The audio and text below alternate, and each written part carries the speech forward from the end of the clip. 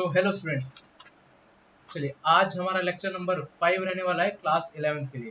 Correct है। तो इस वीडियो में पहले समझ लेते हैं हम क्या क्या कवर करने वाले हैं। आज हमारा चैप्टर नंबर 1 का ऑब्जेक्टिव्स ऑफ अकाउंटिंग खत्म हो जाएगा पूरा पूरा, और ऑब्जेक्टिव्स ऑफ अकाउंटिंग के अलावा हम कोशिश करेंगे कि क्वालिटेटिव कैरेक्टरिस्टिक्स ऑफ अकाउंटिंग भी कवर कर लें। करेक्ट है, यस। चलिए, तो सबसे पहले तो हमने अभी तक क्या क्या पढ़ लिया है। सबसे पहले अकाउंटिंग के डेफिनेशन, अकाउंटिंग के कैरेक्टरिस्टिक्स, अकाउंटिंग कैरेक्टरिस्टिक्स के बाद उसकी अकाउंटिंग कैरेक्टरिस्टिक्स और उसके यूजर्स ऑफ अकाउंटिंग इन्फॉर्मेशन कौन कौन होते हैं। तो फटाफट से एक बार रिवीजन कर लीजिए मेरे साथ।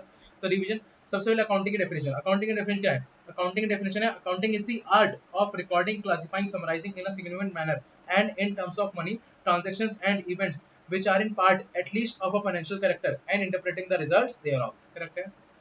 ये पूरी डेफिनेशन आप लोगों को याद होनी चाहिए किसी भी हाल में। देन उसके बाद हमने पढ़ा था characteristics of accounting. Characteristics of accounting में सबसे पहला क्या था? आइडेंटिफिकेशन। दूसरा मेजरमेंट। तीसरा रिकॉर्डिंग। चौथा रिकॉर्डिंग के अलावा और क्या था? रिकॉर्डिंग के अलावा क्लासिफाइंग, फिर समराइजिंग, उसके बाद एनालिसिस और इंटरप्रिटेशन, एंड लास्ट वाला हमारा था कम्युनिकेटिंग या फिर कम्युनिकेशन। और कम्युनिकेटिंग तो यूजर्स भी कहते हैं इसे। चलिए, अब इसके आगे हमने पढ़ा था यूजर्स कौन कौन होते हैं भाई। अब यूजर्स कौन कौन होते हैं? यूजर्स हमारे होते हैं दो तरीके के, इंटरनल और एक्सटर्नल। इंटरनल में दो, पहला ओनर और दूसरा मैनेजमेंट। अब इधर एक्सटर्नल में बहुत सारे थे। पहला एम्प्लॉयज एंड वर्कर्स, दूसरा बैंक्स एंड फाइनेंशियल इंस्टीट्यूशंस, तीसरा क्रेडिटर्स, चौथा investors and potential investors. Then हमारा था क्या था? जल्दी से government and its authorities. Then उसके बाद हमारे पब्लिक, फिर उसके बाद रिसर्चर्स। सही है, यस। तो सबके अपने अपने ऑब्जेक्टिव थे, अकाउंटिंग इन्फॉर्मेशन को अपने अपने तरीके से यूज कर रहे थे सब। करेक्ट है, यस। चलिए, अब हम आगे बढ़ रहे हैं। अब हम आगे कहाँ बढ़ रहे हैं? हमारे ऑब्जेक्टिव्स ऑफ अकाउंटिंग पे। ऑब्जेक्टिव्स ऑफ अकाउंटिंग, देखिए ध्यान इधर, यस। सबसे पहला क्या है? Maintaining accounting records. अब मेंटेनिंग अकाउंटिंग रिकॉर्ड्स का क्या मतलब है सर? अकाउंटिंग रिकॉर्ड्स, वही हम अपने पूरे हम जो अपनी पूरी अकाउंटिंग करते हैं, अकाउंटिंग में क्या कर रहे हैं? हम अपनी सारी की सारी फाइनेंशियल ट्रांजेक्शंस को रिकॉर्ड कर रहे हैं, हाँ या ना? अरे हाँ, फाइनेंशियल ट्रांजेक्शन रिकॉर्ड कर रहे हैं, यस। अब फाइनेंशियल ट्रांजेक्शन रिकॉर्ड कर रहे हैं इन अ सिस्टमैटिक मैनर। कि भाई हमने देखा था सबसे पहले तो क्या बनता था? जर्नल के बाद लेजर के बाद ट्रायल बैलेंस के बाद trading and profit loss account account के बाद बैलेंस शीट। तो ये पूरा प्रॉपर मैनर है ना, एक पूरा एक प्रोसीजर चल रहा है कि भाई पहले ये होगा, फिर ये होगा, फिर ये होगा। ठीक है ना?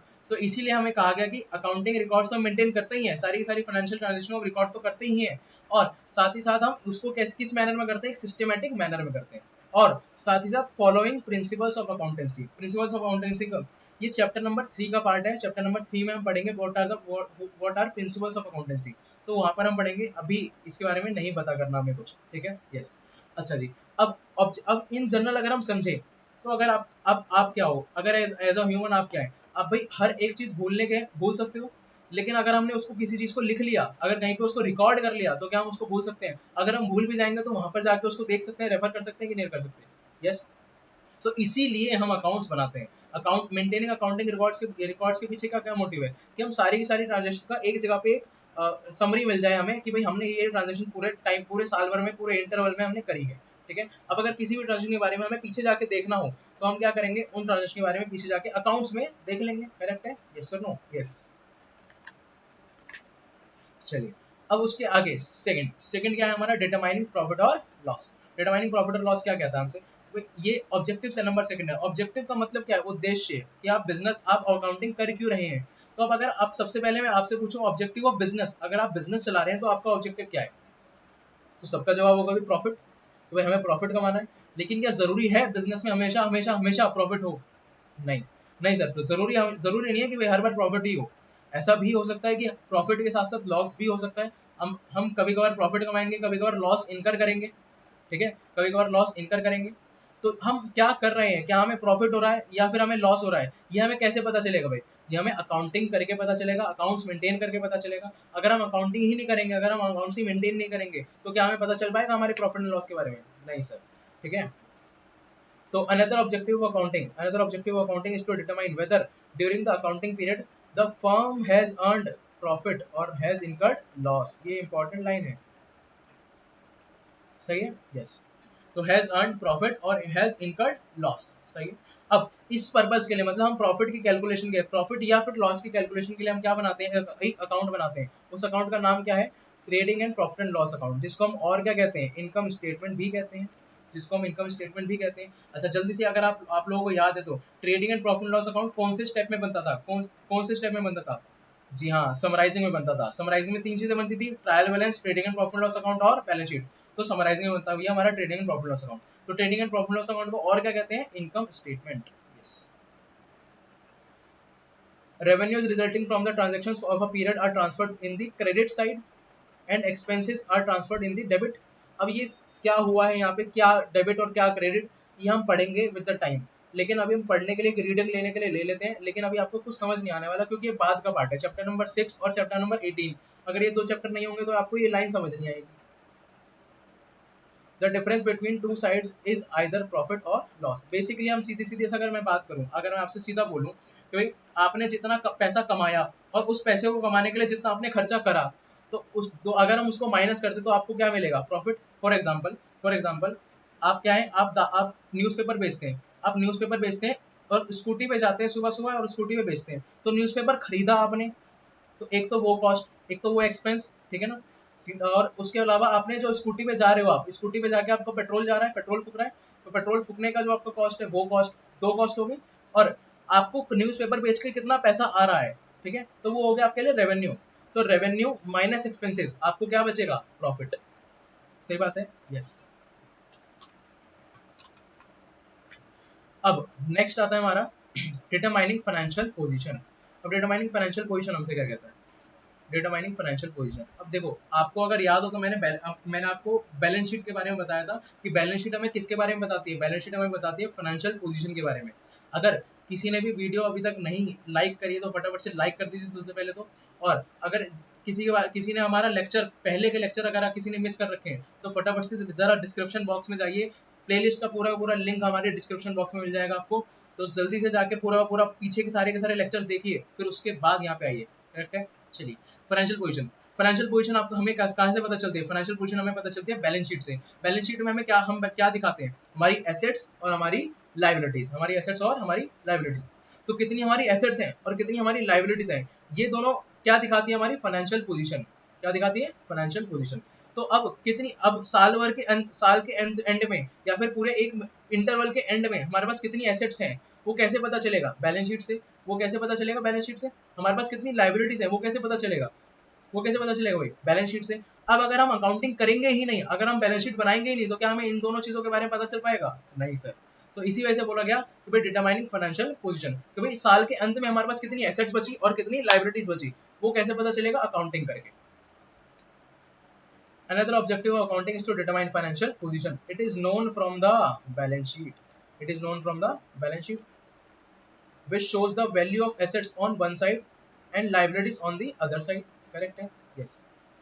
Financial position of the business is as relevant for the users of financial statements as is the income statement. सही है। अब उन्होंने बेसिकली ये बोला कि बैलेंस शीट भी उतनी ही इक्वली इंपॉर्टेंट है जितना कि प्रॉफिट एंड लॉस अकाउंट। आपको अगर अपना प्रॉफिट एंड लॉस जानना जितना इंपॉर्टेंट है, उतना ही आपको फाइनेंशियल पोजीशन जानना भी इंपॉर्टेंट है। ठीक है, बस इन्होंने यही बोला और कुछ नहीं। अब नेक्स्ट पॉइंट आता है हमारा फाइनेंशियल फैसिलिटेटिंग मैनेजमेंट। अब भैया मैनेजमेंट के बारे में हमने इतनी सारी बातें करी थी कि उनको इतने सारे डिसीजंस लेने होते हैं, जैसे कि सेलिंग प्राइस डिटरमाइन करना, बजट फॉर्मुलेशन एंड एलोकेशन करना, कॉस्ट रिडक्शन करना, कॉस्ट कंट्रोल करना, कॉस्ट मेंटेन करना। फिर उसके बाद अगर कोई पर्सोनल है उसको हायर करना, सॉल्वेंसी के ऊपर चेक रखना कि हमारी कहीं लाइबिलिटी ज्यादा तो नहीं हो गई हमारी एसेट से। ये सारी बातें उनको डिसीजन लेना होता था, ये सारे काम उनको करने होते थे। अब अगर उनके पास अकाउंट्स ही नहीं पहुंचेंगे, अगर उनके पास अकाउंट्स ही नहीं होंगे तो क्या वो कर पाएंगे ये सारा काम, नहीं कर पाएंगे। तो the management often requires financial position for decision making. अलग अलग उनको डिसीजंस लेने पड़ते हैं भैया। अब effective control budgeting and forecasting. Accounting provides financial information to assist the management in discharging this function. सही है, कोई दिक्कत यहाँ तक नहीं सर। तो बेसिकली हमें क्या बोला गया कि मैनेजमेंट को अकाउंट्स फैसिलिटेट करते हैं ताकि वो अपने करेक्ट डिसीजन ले सके और करेक्ट टाइम पे ले सकें। करेक्ट टाइम की भी बात हम करेंगे, लेकिन करेक्ट टाइम पे ले सकें, ये भी अकाउंटिंग का एक ऑब्जेक्टिव होता है। अकाउंटिंग अकाउंटिंग करने का हमारा एक ऑब्जेक्टिव होता है, क्योंकि सारे के सारे डिसीजन ले सके अच्छे तरीके से, सही तरीके से ले सके मैनेजमेंट, और सही टाइम पे ले सके। सही टाइम पे लेना भी तो बड़ा इंपॉर्टेंट है भाई, ठीक है ना। यस। अब आता है लास्ट, नेक्स्ट आता है हमारा providing accounting information to the users. Providing accounting information to the users. अब हमने यूजर्स के बारे में बहुत सारी चीजें देखी थी भाई। यूजर्स अलग अलग तरीके, अभी हमने रिवाइज करा थोड़ी देर पहले। यूजर्स कौन कौन थे? Owners, management, employees and workers, banks and financial institutions, creditors, फिर उसके बाद हमारे क्या कहते हैं, government and authorities, investors and potential investors, public और रिसर्चर्स। तो इन सभी, ये सभी अपने अपने हिसाब से अपने अपने डिसीजन बनाने के लिए, अपने अपने डिसीजन के लिए अकाउंटिंग इन्फॉर्मेशन को अपने अपने तरीके से इस्तेमाल करते हैं। लेकिन अगर हम अकाउंटिंग इन्फॉर्मेशन प्रिपेयर ही नहीं करेंगे, अकाउंट्स बनाएंगे ही नहीं, अकाउंटिंग करेंगे ही नहीं, तो क्या उनको इन्फॉर्मेशन मिल पाएगी? नहीं मिल पाएगी। तो क्या वो डिसीजन ले पाएंगे? नहीं ले पाएंगे, ठीक है ना। और इससे अल्टीमेटली हमें नुकसान होगा, जैसे कि इधर देखेंगे, जैसे कि जैसे कि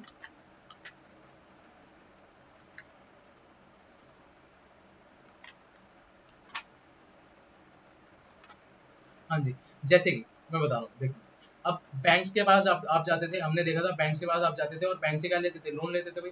अब बैंक से अगर आप लोन ले रहे हैं, तो बैंक से लोन लेने के लिए वो लोग क्या चेक करते थे? आपकी एसेट्स देखते थे, लाइबिलिटीज देखते थे, आपकी प्रॉफिटेबिलिटी देखते थे, भाई आपको प्रॉफिट हो रहा है कि लॉस हो रहा है। अगर आपको लॉस हो रहा होता तो वो एंटीसिपेट करते थे, वो पहले से सोच लेते थे कि भाई ये तो बिजनेस डूब जाएगा, तो इसको लोन देने का फायदा नहीं है, क्योंकि अगर हम लोन देंगे तो हमारा भी पैसा डूब जाएगा, है ना।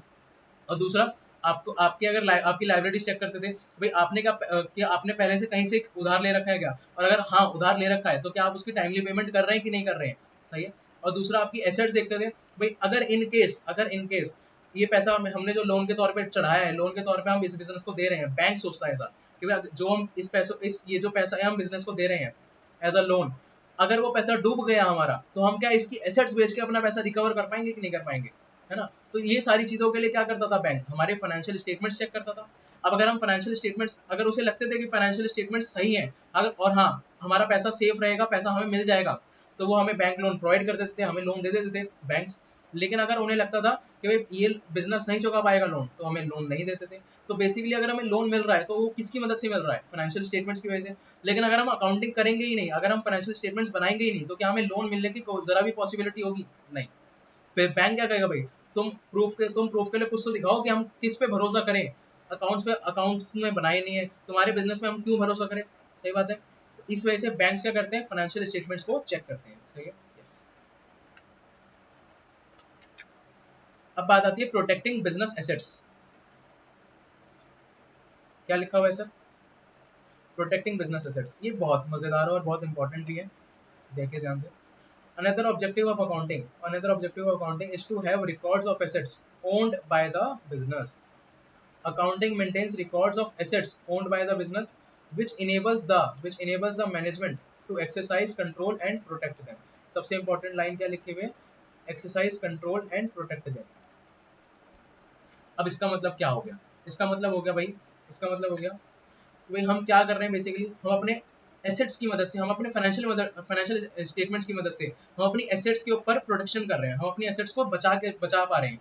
कैसे? देखिए, अगर आप सपोज करिए आप लोग मॉल में हैं, ठीक है, आप मॉल में किसी में काम कर रहे हैं, सही है। और अब जैसे ही दिन खत्म होता है, आप एक मैगी का पैकेट घर लेके जाते हैं और मजे लेते हैं, घर घर लेके मजे ले रहे हो। आप बेसिकली क्या कर रहे हो? चोरी कर रहे हो, थेफ्ट कर रहे हो, सही है। अब चोरी कर रहे हो, अब चोरी करना क्या बिजनेस के लिए सही है? आपने तो कर ली, लेकिन बिजनेस का तो एसेट का नुकसान हुआ ना, बिजनेस का तो नुकसान हो रहा है। अब एक टाइम आएगा जब ऑडिट होगी। ऑडिट का मतलब चेकिंग होगी। चेकिंग क्या होगी? कोई आपने अपने अकाउंट्स में हम देखेंगे, अकाउंट्स में तो भाई 1 लाख का माल है, लेकिन एक्चुअली में जब, क्योंकि भाई ईयर एंड पे हमने वैल्यूएशन करा, अब ईयर एंड पे हमें पता चला कि हमारे बुक्स के हिसाब से तो हमारे पास कितना होना चाहिए? 1 लाख का माल होना चाहिए। लेकिन हमने जब एक्चुअली में फिजिकली जाके देखा मॉल में, वहाँ पे उस एरिया पे जाके देखा कि जहाँ पे मैगी रखी हुई थी, तो वहाँ पे जाके देखा तो मात्र 90,000 का माल मिला। तो वो जो बाकी के 10,000 थे वो कहाँ गए? वो 10,000 के भाई आप चोरी करके ले गए, एक एक करके आप चोरी करते चले गए, और वो गायब हो गए। 10,000 का माल कम हो गया। अब वो पता तो है नहीं, अकाउंट्स में तो रिकॉर्ड हुआ नहीं है ना। तो अब क्या करेगा मैनेजमेंट करेगा भाई, वो छानबीन करेगा कि भाई ये जो 10,000 का माल गायब हुआ है, ये किस वजह से हुआ है, कैसे हुआ है, किसने किया है, सही है।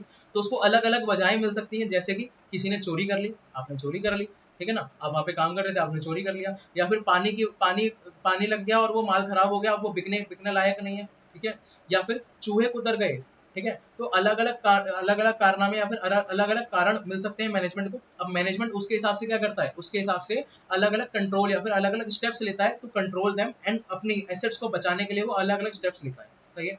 अब इसका मैं एग्जांपल दूं, जैसे कि अगर अगर चोरी हो रही है तो वो क्या करेंगे, मॉल वाले सीसीटीवी कैमरा लगाएंगे भाई, समझ रही है। अगर चूहे हैं तो चूहों को पकड़ने का इंतजाम किया जाएगा, पेस्ट कंट्रोल किया जाएगा। पेस्ट कंट्रोल नाम की चीज होती है भाई कि कीड़े भाग जाएं, जिससे कि कीड़े चूहे ये सब भाग जाएं, ठीक है।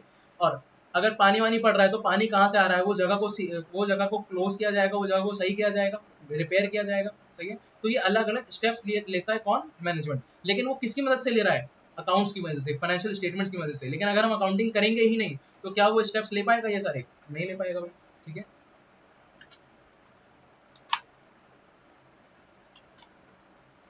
हाँ जी, तो अब हम देख रहे हैं अपना qualitative characteristics of accounting, qualitative characteristics of accounting.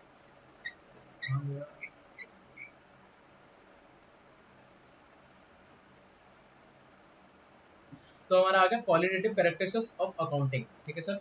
हाँ जी, एक सेकेंड बस।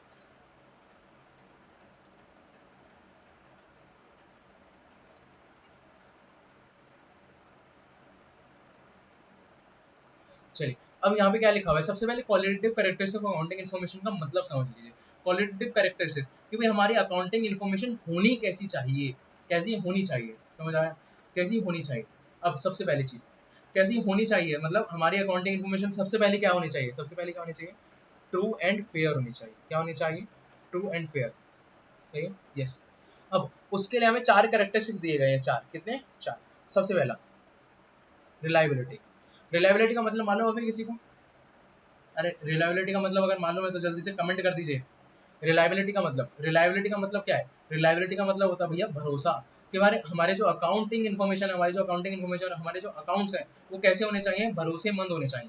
भरोसेमंद होने का क्या मतलब है भाई, उनके ऊपर वो ट्रस्टवर्दी होने चाहिए, उनके ऊपर हम ट्रस्ट कर सके, ऐसे अकाउंट्स मेंटेन किए जाने चाहिए, सही, यस।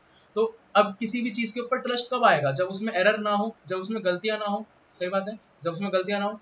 तो इसीलिए उन्होंने तीन चीजें बताई कि ये तीन चीजें तो नहीं होनी चाहिए हमारे अकाउंट्स में, तभी उनको क्या माना जाएगा, रिलायबल माना जाएगा।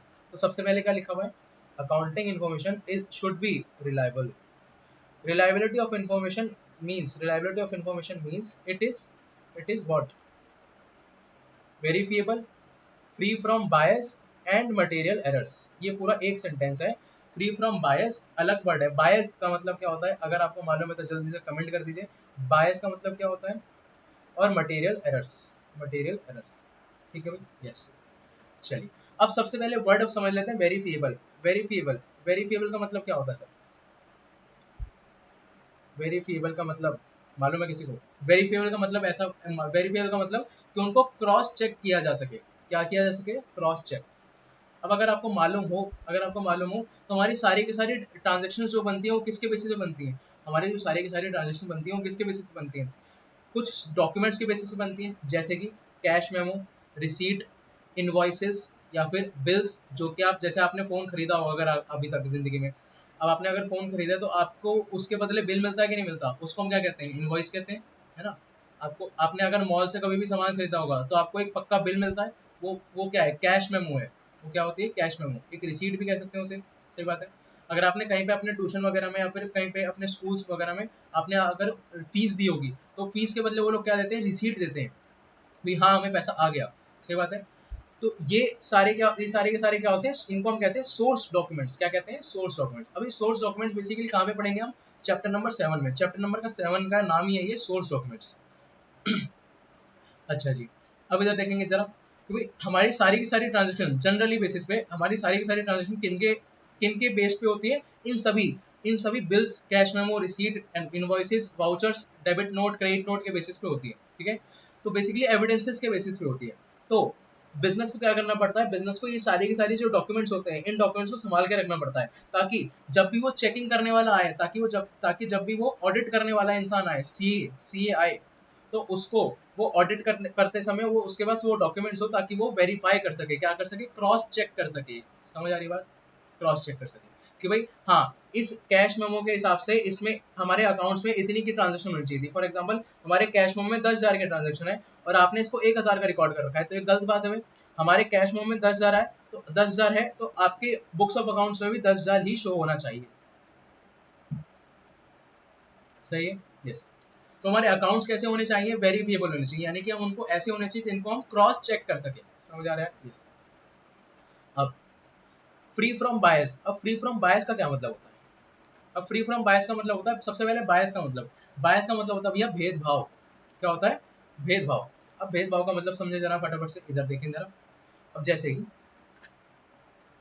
मैं आपका अकाउंटेंट हूँ, मैं कौन हूँ? आपका अकाउंटेंट। आप बिजनेस चला रहे हैं अपना बढ़िया तरीके से, मस्त बिजनेस चल रहा है आपका, और मैं आपका अकाउंटेंट हूँ। आपने मुझे हायर कर रखा है अकाउंटेंट के तौर पे, सही है, यस। अब आपने आपने मुझे 3 महीने से सैलरी नहीं दी भैया, आपने मुझे 3 महीने से सैलरी नहीं दी, तो क्या मेरे मन में कुछ द्वेष भावना आएगी कि नहीं आएगी? मेरे मन में कुछ गलत भावनाएं आएंगी कि नहीं आएंगी कि भाई मैं इसका, ये मेरा पैसा नहीं दे रहा, मैं इसके बिजनेस को तबाह कर देता हूँ। आप मेरे को पैसा नहीं दे रहे, मेरी सैलरी नहीं दे रहे, मैं आपके बिजनेस को खत्म कर देता हूँ, तबाह कर देता हूँ। सही है, ये मेरे मन में ख्याल आ रहा है, ठीक है।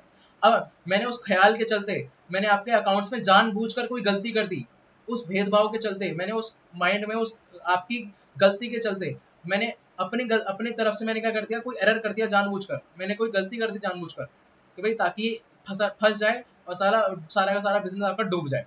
सही है, तो मैंने जानबूझ के कोई गलती कर दी, भेदभाव कर दिया मैंने, ठीक है ना। या फिर मैं कहीं और, मैं किसी और बिजनेस का ओनर हूँ, सेम आपके जहाँ पर आप जो आपका बिजनेस है उसी में आपका अकाउंटेंट लगा हुआ, और सेम टाइप का बिजनेस में कहीं और या फिर किसी और जगह पे कर रहा हूँ, ठीक है ना। तो अब मैं क्या चाहता हूँ कि आपका बिजनेस मंदा हो जाए, आपका बिजनेस कम हो जाए और मेरा बिजनेस ज्यादा फले फूले। तो मैंने जानबूझकर आपके अकाउंट्स में गलती कर दी, आपके अकाउंट्स में गलती कर दी भाई। अब आपके अकाउंट्स में गलती हो गई तो आपके आपके साथ क्या होगा? आपके ऊपर केस लग सकते हैं, आपके यूजर्स को गलत इन्फॉर्मेशन पहुंचेगी जिसकी वजह से वो गलत डिसीजन ले सकते हैं। समझ आ रहा है? तो इन सब चीजों के चलते क्या होगा, इन सब चीजों के चलते क्या होगा? नुकसान होगा बिजनेस का, नुकसान होगा बिजनेस का। तो ऐसे ऐसे हमारे अकाउंट्स कैसे होने चाहिए? इन सब चीजों से मुक्त होने चाहिए, इन सब चीजों, ये सब चीजें हमारे अकाउंट्स में नहीं होनी चाहिए। समझ आ रहा है?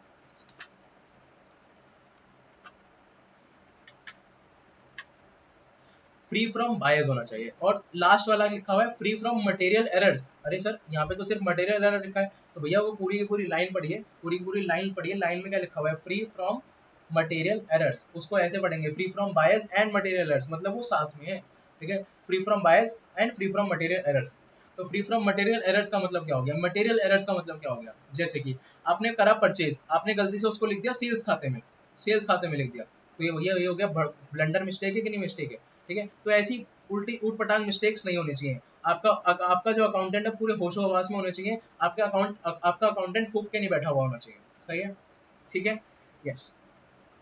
तो फ्री फ्रॉम मटेरियल एरर्स होना चाहिए। जैसे कि आपने 1,000 रुपए की ट्रांजेक्शन रही है, उसको आपने गलती से दिखा दिया 10,000 रुपए का, तो ये तो गलत है ना, गलत है कि नहीं है? तो यही, तो हमारी सारी की सारी ट्रांजेक्शन कैसी होनी चाहिए? हमारी सारी की सारी ट्रांजेक्शन मटेरियल एरर से मुक्त होनी चाहिए, फ्री होनी चाहिए। सही है, यस।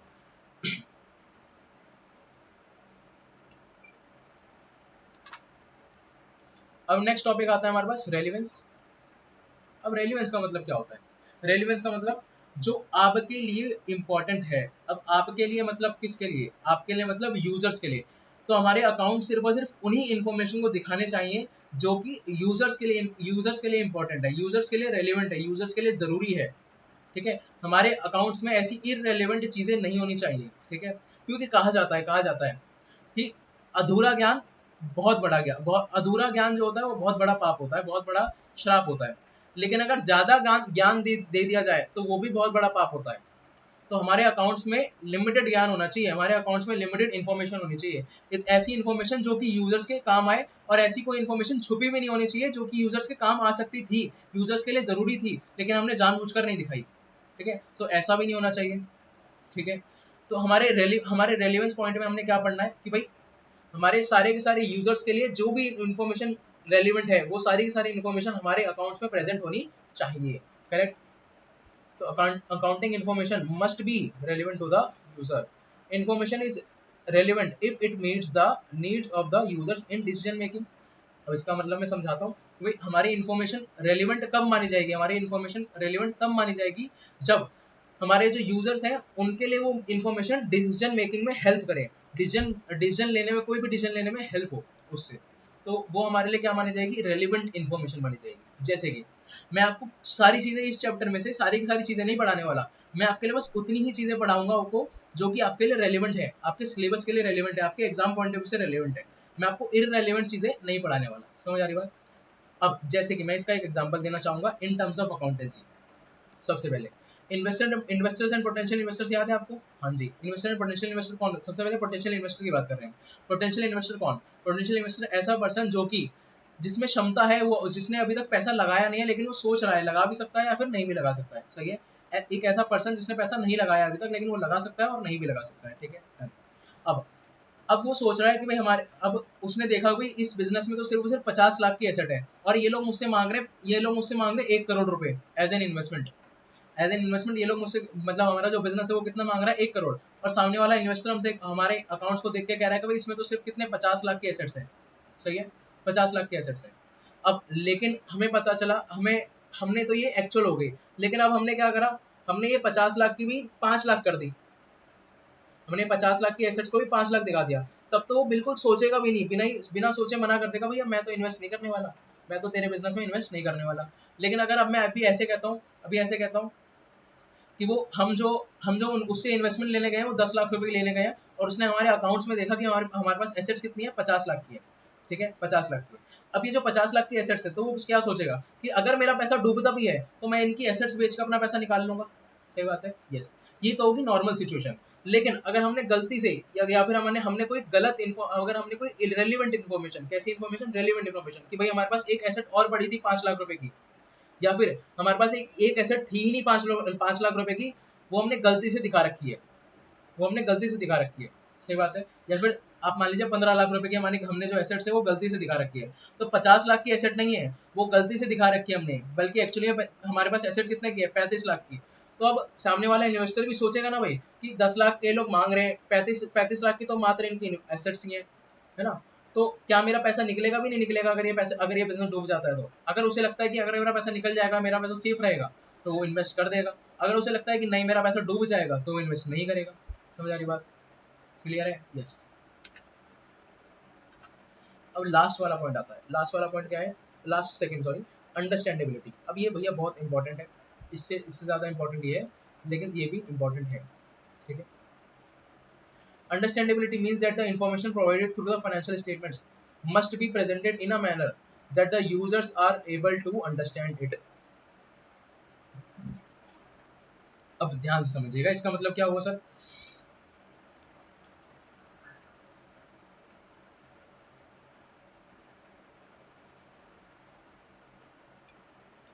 हाँ जी, तो अंडरस्टैंडेबिलिटी हम पढ़ रहे थे। अंडरस्टैंडेबिलिटी में क्या कि हमारे जो अकाउंट्स होने चाहिए वो अंडरस्टैंडेबल होने चाहिए, ऐसे होने चाहिए कि हर एक इंसान, हर एक यूजर हमारा जो है वो हमारे अकाउंट्स को देख के समझ सके, उनको समझ सके। ऐसा नहीं होना चाहिए हमने अपने अकाउंट्स में ऐसी कोई हाई स्टैंडर्ड लैंग्वेज लिखी हुई है जो सामने वाले को समझ ही नहीं आ रही, क्योंकि भाई हर एक बंदा कॉमर्स बैकग्राउंड से नहीं हो सकता।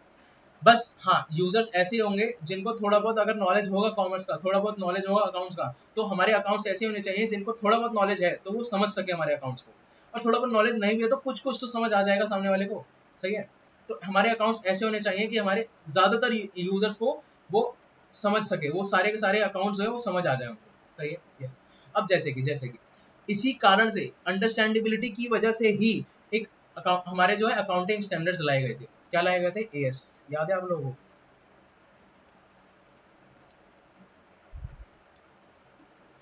अकाउंटिंग स्टैंडर्ड्स लाए गए थे भैया। अब अकाउंटिंग स्टैंडर्ड्स आपको याद हो तो अकाउंटिंग स्टैंडर्ड्स इशू कौन करता है? Institute of chartered accountants of India, यानी कि ICAI, करेक्ट है, यस।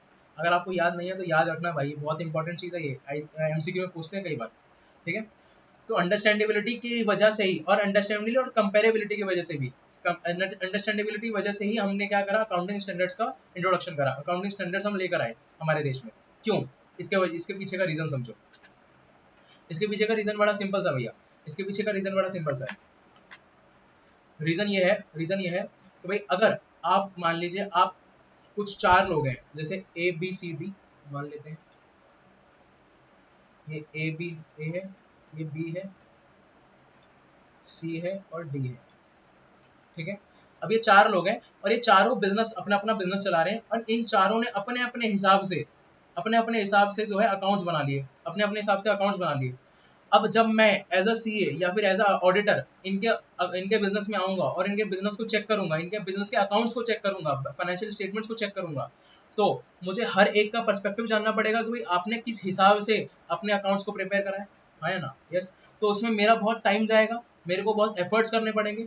अब ऐसी ये टाइम टेकिंग, ये जो हमारा अकाउंटिंग है, हमारा अकाउंटिंग और हमारा जो ऑडिटिंग है, मतलब चेकिंग करने का काम, ये बहुत ही टाइम टेकिंग ना बन जाए और सबके लिए अलग अलग ना हो जाए। इसी वजह से क्या लाया गया, अकाउंटिंग स्टैंडर्ड्स लाए गए। अकाउंटिंग स्टैंडर्ड्स बेसिकली क्यों लाए गए, ताकि अकाउंटिंग स्टैंडर्ड्स क्यों लाए गए, ताकि एक यूनिफॉर्मिटी आ सके। क्या आ सके? यूनिफॉर्मिटी। सही है? Yes. Uniformity in the formats in the financial statements. भैया क्योंकि हमें क्या दे रखा है, अकाउंटिंग स्टैंडर्ड्स ने सेट फॉर्मेट दे रखे हैं, तो भैया अगर कोई बिजनेस है तो उसको इसी तरीके से हमारे अकाउंट्स को प्रिपेयर करना है, अपने अकाउंट्स को प्रिपेयर करना है। ये नहीं कि भाई जो ए पर्सन है वो अपने अपने एक्सपेंसेस को कहीं और शो कर रहा है, बी पर्सन अपने एक्सपेंसेस को कहीं और शो कर रहा है, सी पर्सन अपने रेवेन्यूज और एक्सपेंसेस को कहीं और शो कर रहा है, डी पर्सन कहीं और शो कर रहा है। तो हर एक को पहले समझ लो, पहले हर एक की मेंटालिटी को समझो, हर एक ने कैसे कैसे अकाउंट्स प्रिपेयर करें उसको समझो, फिर उसके बाद उसको चेक करो। तो बहुत बड़ा टीडियस काम हो जाएगा, बहुत ज्यादा लेंदी काम हो जाएगा, बहुत दिक्कत काम हो जाएगा। तो इसी वजह से हमारे अकाउंटिंग स्टैंडर्ड्स का इंट्रोडक्शन किया गया। सही है। अब लास्ट बात आती है हमारी कंपेरेबिलिटी। अब कंपेरेबिलिटी का मतलब क्या होता है सर? कंपेरेबिलिटी का मतलब, कंपेरेबिलिटी का मतलब समझते हैं हम ऐसे, भाई हम अपने जो अकाउंट्स हैं वो अकाउंट्स को एक कॉमन फॉर्मेट में, एक यूनिफॉर्म फॉर्मेट में क्यों बना रहे हैं, अकाउंटिंग स्टैंडर्ड्स को क्यों लेकर आया गया, उसका दूसरा रीजन, ताकि हम अपने अकाउंट्स को कंपेयर कर सकें। क्या कर सकें? कंपेयर। अब कंपेयर सर दो तरीके से होता है, कंपेयर दो तरीके से होता है। कंपेयर दो तरीके से कैसे होता है सर? सबसे पहला होता है भैया इंट्रा फर्म कंपेरिजन, और दूसरा होता है इंटर फर्म कंपेरिजन। क्या क्या क्या? पहला होता है इंट्रा फर्म कंपेरिजन और दूसरा इंटर फर्म कंपैरिजन। ठीक है। अब कंपैरिजन का मतलब तो समझ आता है ना, कंपैरिजन का मतलब जैसे कि शर्मा जी का लड़का, याद आ रहा है? शर्मा जी का लड़का कि भाई वो शर्मा जी के लड़के को देख लेते, उसके इतने मार्क्स आ रहे हैं, तेरे तो नालायक है, तेरे तो तू तो फेल होगा, है ना? तो ये क्या है? ये हो गया कंपैरिजन। ठीक है। यस। अब अगर आपके मार्क्स को आपके मार्क्स को किसी और लड़के के साथ, किसी और बच्चे के साथ कंपेयर किया जा रहा है, तो वो हो गया इंटर फर्म कंपैरिजन। और अगर आपके मार्क्स को आपके पिछले मार्क्स के साथ, पिछले सालों के मार्क्स के साथ कंपेयर किया जा रहा है, तो वो हो गया इंट्रा फर्म कंपैरिजन। क्या मतलब हुआ सर इसका? कि भाई जैसे समझो भाई इंटर फर्म कंपैरिजन का मतलब क्या हो गया? भाई हम अगर अपने बिजनेस के फाइनेंशियल स्टेटमेंट्स किसी और बिजनेस के फाइनेंशियल स्टेटमेंट्स के साथ कंपेयर कर रहे हैं, तो उसको हम क्या कहते हैं? Inter firm comparison. ठीक है। और अगर हम अपने फाइनेंशियल स्टेटमेंट्स को अपने पास्ट ईयर के फाइनेंशियल स्टेटमेंट के साथ या फिर पास्ट पास्ट पीरियड के फाइनेंशियल स्टेटमेंट के साथ चेक कर रहे हैं या फिर कंपेयर कर रहे हैं, तो उसको हम क्या कहते हैं? Intra firm comparison. क्या कहते हैं? Intra firm comparison. जैसे कि मैंने बोला कि हम हमारे पिछले के सालों में सेल्स ज्यादा हुई है इस in comparison to this year. तो इसका मतलब क्या हो गया? मैं कंपेयर कर रहा हूँ अपने आप के अकाउंट्स को, अपने खुद के अकाउंट्स को खुद के अकाउंट से। समझ आ रही बात? खुद के अकाउंट्स को खुद के अकाउंट से। ठीक है। तो ये हो गया इंट्रा फर्म कंपैरिजन। और अगर मैं कहूँ कि मेरी सेल इस साल 10 लाख हुई है, लेकिन सामने एक और बिजनेस खड़ा था, उस बिजनेस की सेल्स 20 लाख हुई है, तो उसकी सेल्स ज्यादा हुई है, हमने एक कंपैरिजन करा। अब ये कंपैरिजन करने का मतलब क्या हो गया? हम अपने खुद के अकाउंट्स को किसी और के अकाउंट से कंपेयर कर रहे हैं, तो इसका मतलब क्या हो गया? ये हो गया इंटर फर्म कंपैरिजन। सही है? कोई दिक्कत यहाँ तक नहीं सर? चलिए, तो एक बार रीडिंग ले लेंगे फटाफट से। Comparability means that the users should be able to compare accounting information of an enterprise of the period, either that of other periods known as intra-firm comparison, or with the accounting information of other enterprises known as inter-firm comparison. Clear है? Yes sir. चलिए, तो आज हमने qualitative characteristics भी कर लिया अभी के अभी भैया, है ना? अब देखिए भाई, हमने जो टारगेट लिया था वो तो हमारा कंप्लीट हो गया है। ठीक है। अब हम छोटे छोटे जो टॉपिक है जो कि एग्जाम पॉइंट ऑफ व्यू से ज्यादा इंपॉर्टेंट नहीं है, मगर हाँ कर लेते हैं, करने के लिए तो वो कर लेते हैं भाई। ठीक है, फटाफट से। तो जैसे कि सबसे पहले तो ये अकाउंटिंग प्रोसेस। अब भैया अकाउंटिंग प्रोसेस क्या? अकाउंटिंग प्रोसेस का मतलब हो गया, अकाउंटिंग प्रोसेस का मतलब है कि जो हमने पढ़ा है ना कैरेक्टरिस्टिक्स, वही हमारे अकाउंटिंग प्रोसेस है। चाहे तो देख लो, कोई अगर मन की संतुष्टि करना चाहता हो तो देख लो video. Based on the attributes मतलब characteristics of accounting, steps of accounting process are, सबसे पहला identifying financial transactions and events, दूसरा रिकॉर्डिंग, तीसरा क्लासिफाइंग, चौथा समराइजिंग, फिर एनालाइजिंग एंड इंटरप्रेटिंग, फिर उसके बाद कम्युनिकेटिंग। कहिए। तो हमारा अकाउंटिंग प्रोसेस और कुछ नहीं है, अकाउंटिंग प्रोसेस और कुछ नहीं है, हमारे कैरेक्टरिस्टिक्स ही हैं जो हमने पढ़े हैं, पढ़ चुके हैं हम उसको। तो इस टॉपिक को आपको फिर से पढ़ने की जरूरत नहीं है। तो अकाउंटिंग प्रोसेस क्या है, अकाउंटिंग प्रोसेस क्या है, अकाउंटिंग प्रोसेस में हम सबसे पहले क्या करते हैं, रिकॉर्डिंग करते हैं। अब अगर आपको याद हो तो रिकॉर्डिंग कहाँ पे करते हैं भैया, रिकॉर्डिंग आपको याद है कहाँ पे करते थे, रिकॉर्डिंग करते हैं जर्नल में।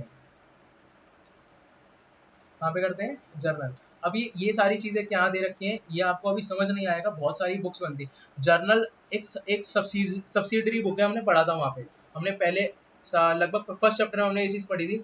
हमें जर्नल को हम क्या कहते हैं, जर्नल को हम क्या कहते हैं, सब्सिडरी बुक भी कहते हैं। ठीक है। अब लेकिन एक बात समझिए, जर्नल को सब्सिडरी बुक्स तो कहती हैं, और सब्सिडरी बुक्स और भी बहुत सारी होती हैं, ये सारी। ठीक है सर। चलिए। अब जर्नल में रिकॉर्डिंग करने के बाद जर्नल का एक और नाम होता था, याद है आप लोगों को, ओरिजिनल बुक ऑफ एंट्री। सही। अब जर्नल में रिकॉर्डिंग करने के बाद हम क्या करते हैं, उसको क्लासीफाई करते हैं और पोस्ट करते हैं उसको लेजर्स में। उसको कहाँ पे करते हैं, पोस्ट कर देते हैं लेजर्स में। सही है, यस। फिर इतना सब कुछ होने के बाद हम क्या करते हैं, क्लासीफाई करने के बाद हम क्या करते हैं, स्टेप पे जाते हैं समराइजिंग। समराइजिंग में क्या बनाते हैं, trial balance, trading and profit loss account और balance sheet. Trading and profit loss account को और क्या कहते हैं, इनकम स्टेटमेंट, याद है क्या। और बैलेंस शीट से हमें क्या पता चलती है, फाइनेंशियल पोजीशन के बारे में पता चलता है। Financial position basically assets and liabilities, correct है। फिर समराइजिंग स्टेप के बाद हम कहाँ पहुंचते हैं, एनालिसिस और इंटरप्रिटेशन में। एनालिसिस और इंटरप्रिटेशन के बाद हम कहाँ पहुंचते हैं, कम्युनिकेटिंग टू द यूजर्स। अब यूजर हमने ये पूरा का पूरा प्रोसेस हमने पूरा पढ़ लिया था। ठीक है, तो ये कंप्लीट। देन एक चीज आती है हमारे पास, ब्रांचेस ऑफ अकाउंटिंग। चलिए फटाफट से वहां पहुंचते हैं। ये रहा। अब आता है ब्रांचेस और सब फील्ड्स ऑफ अकाउंटिंग। अब देखो भाई, अकाउंटिंग पहले तो हमने बात करी थी अकाउंटेंसी। अकाउंटेंसी खुद में एक बहुत बड़ा सब्जेक्ट है, बहुत बड़ा उसका ब्रॉड मीनिंग है। उसमें क्या क्या चीजें आती थी, अकाउंट्स आता था, अकाउंटिंग आती थी, प्रिंसिपल्स, रूल्स, अजम्पशंस। ठीक है ना। फिर अकाउंटिंग जो उसमें छोटा सा एक हिस्सा था, उस अकाउंटिंग के भी बहुत सारे ब्रांचेस हैं। अब उसमें से सबसे कुछ 3 ब्रांचेस हमें दे रखे हैं। सबसे पहला तो क्या है, फाइनेंशियल अकाउंटिंग, जो कि आप एक्चुअली में कर रहे हैं, जो कि हम एक्चुअली में कर रहे हैं। अगर आप अपने बुक का पेज पलटाएंगे, जो मेन कवर पेज है उसमें अगर आए तो वहां पर भी यही लिखा हुआ है, बुक कीपिंग के नीचे फाइनेंशियल अकाउंटिंग। बुक कीपिंग के नीचे क्या लिखा हुआ है, फाइनेंशियल अकाउंटिंग लिखा हुआ है, क्या छोटा सा व्हाइट कलर में। जी वही। कॉस्ट अकाउंटिंग और मैनेजमेंट अकाउंटिंग। सही है। तो ये 3 तरीके की अकाउंटिंग होती है हमारे पास, ब्रांचेस ऑफ अकाउंटिंग में 3 तरह की अकाउंटिंग होती है। अब फाइनेंशियल अकाउंट में हम क्या डील कर रहे हैं, फाइनेंशियल अकाउंट में deals with maintenance of books of accounts to determine financial performance and financial position of the business. सही है। हम कॉस्ट अकाउंट में क्या डील कर रहे हैं, deals with the recording of cost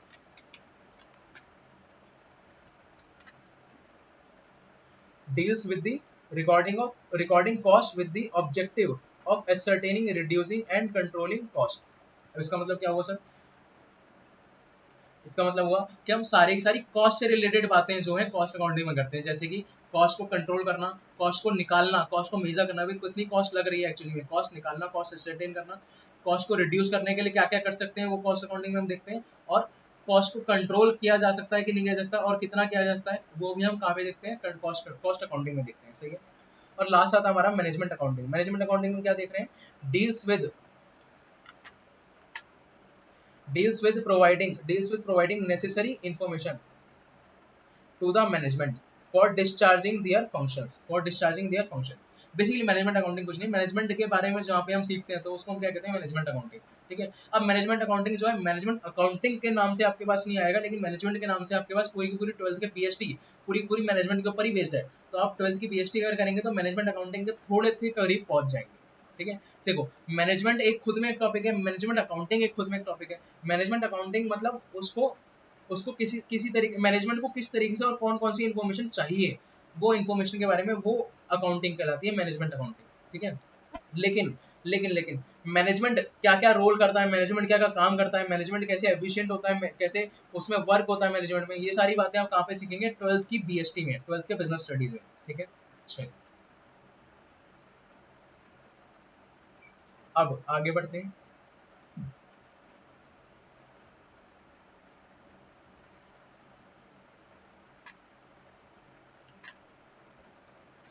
अब हम एक नया टॉपिक उठा रहे हैं, advantages of accounting. As such not so important, but हाँ आ जाता है कभी कभार। ठीक है,